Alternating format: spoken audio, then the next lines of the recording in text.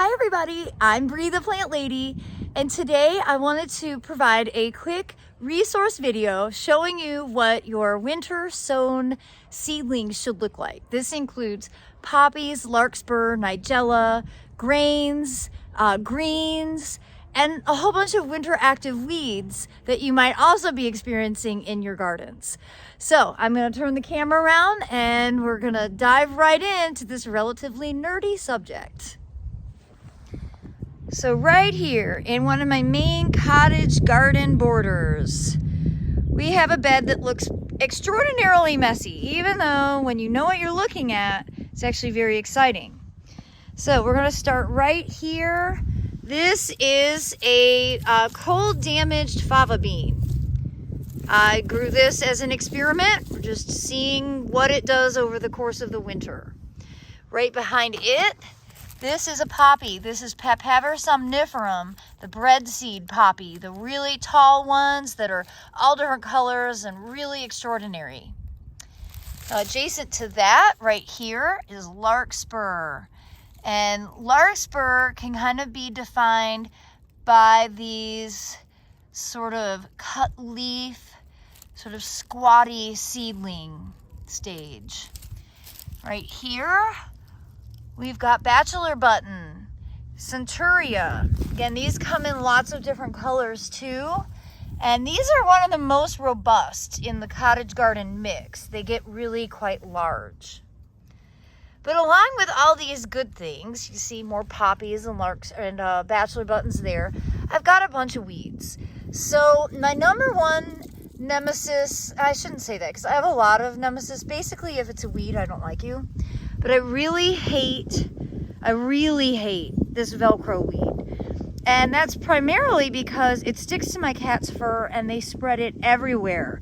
And it has little balls when the seeds are ripe, and it's just a really obnoxious plant. And so whenever I see it, it's always like, get it out now, especially when it's small. You can see it's got a small root system and it is easy to pull. Not all weeds are easy to pull like this one is, so take advantage of that. Now, another plant that I don't like to see is this this is a little native Veronica, and it's also just very weedy, seedy. It's not ornamental. It's not like the Veronicas that you buy as perennials. This is just a cool season annual. And you can see it just kind of grows as a rosette and then it spreads and it's everywhere. I never get all of it, but I do try to do my best to pull it when I can. Now another plant in here that is not desirable is chickweed. And if you like to eat it, then take it inside and eat it. I don't like eating it. So I'm on a mission to pull all the chickweed. Again, pull it now while it's small. The root system is small. It's easy to get out and it's not setting seeds. If you wait until like April, basically you're just going to be distributing seeds. So you've got to actually do this stuff now while the plants are small and they are still growing vegetatively.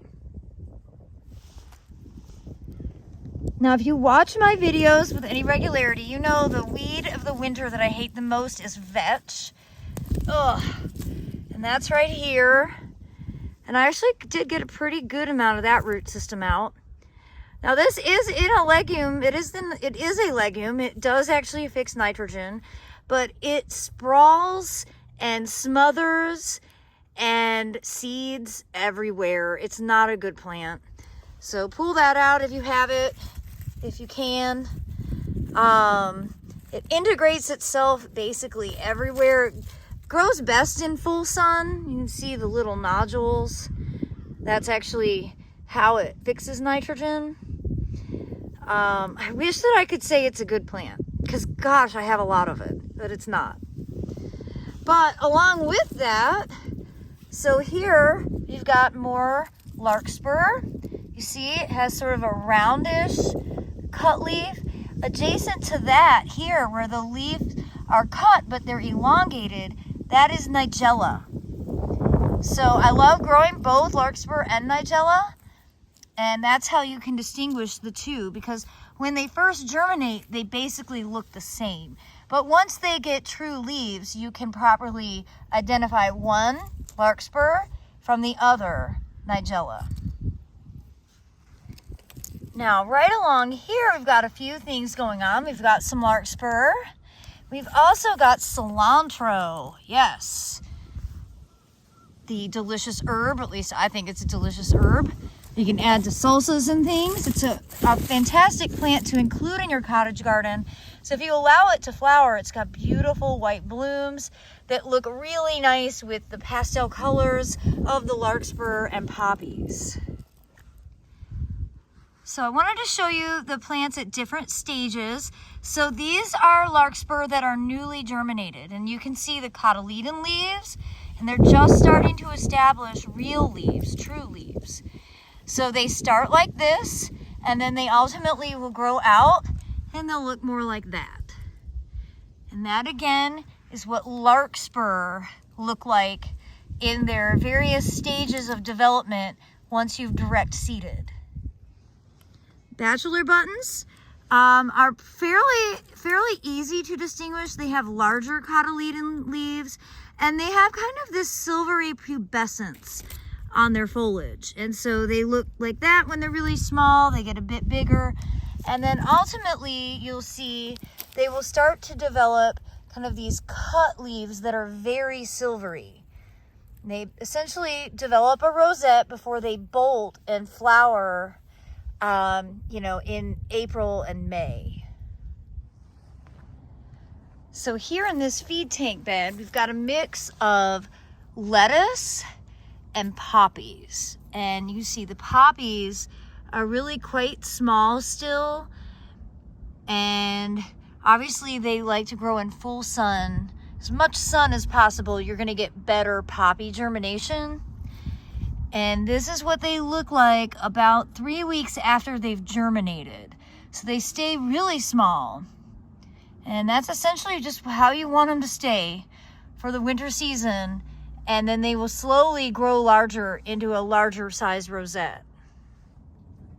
Now here are poppies that have just germinated. So you see they're really tiny, just the cotyledon leaves at this stage. Barely even visible, and this is why they have to be surface sown, because there's just very little to them until they get established.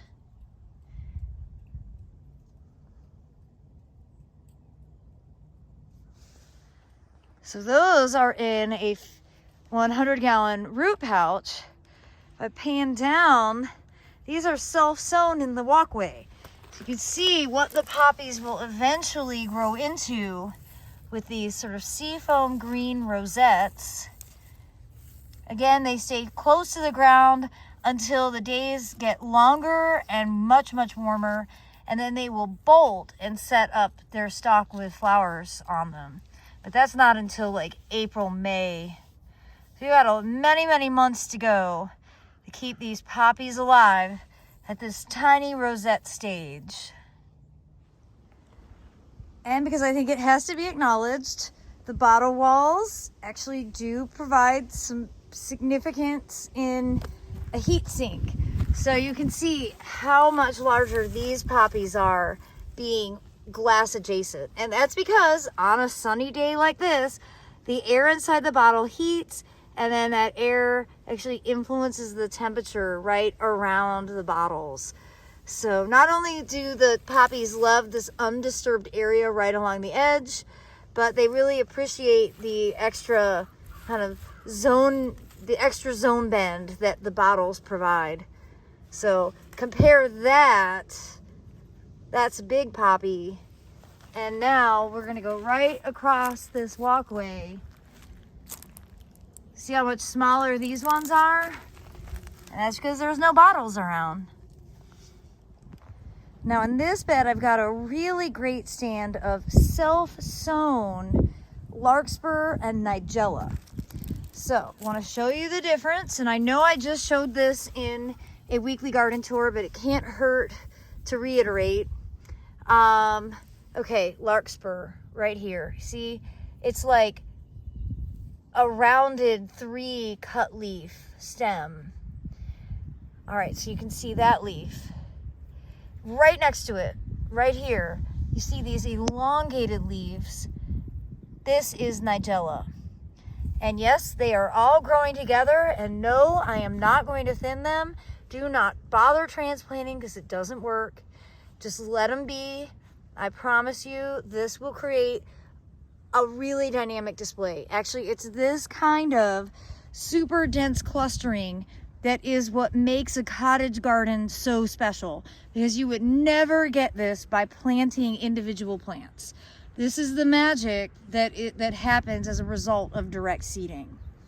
So remember, Larkspur here, Nigella here. All right, now this is an area that we sowed in one of the seeding classes on November 8th, I think. And we've got a mix of things that we primarily have Reese poppies germinating here. And that is this, and that has more of a scalloped edge when it's in this sort of small rosette stage. Now, what else do we have growing here? We have got California poppies. You can see their foliage is distinct in that it's more silvery and it's very cut-leafed. All right, what else is growing here? We've got cilantro. Cilantro right here. It's a fantastic addition to the cottage garden. Here we have Larkspur. And again, you can see the density of all of this. Do not thin. Let all of these plants be just as they are. This is where the cottage garden magic happens. It's from this kind of dense clustering of the plants, so that by the time they get established and bloom, you won't be able to see a single inch of the ground. So I know I showed this in last week's weekly garden tour. I wanted to give you an update on some of the California poppies.